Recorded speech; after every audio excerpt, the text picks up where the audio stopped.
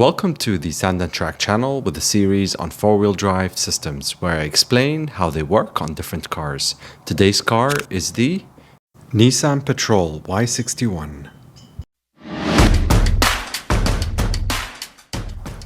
2H, which is the everyday driving mode. It's the simplest mode to begin with. This is the mode that you use for everyday normal driving, whether on highways, city roads. This is the mode where the power just goes to the two rear wheels in the back. 4H or four-wheel drive high is for normal off-road driving. What this means is all four wheels are engaged, driving in sand, snow, mud, or even gravel roads.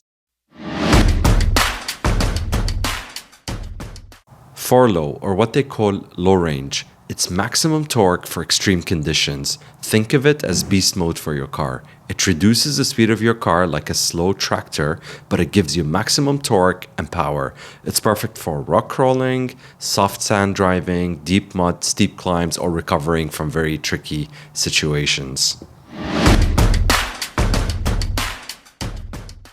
Differential lock. Use when stuck.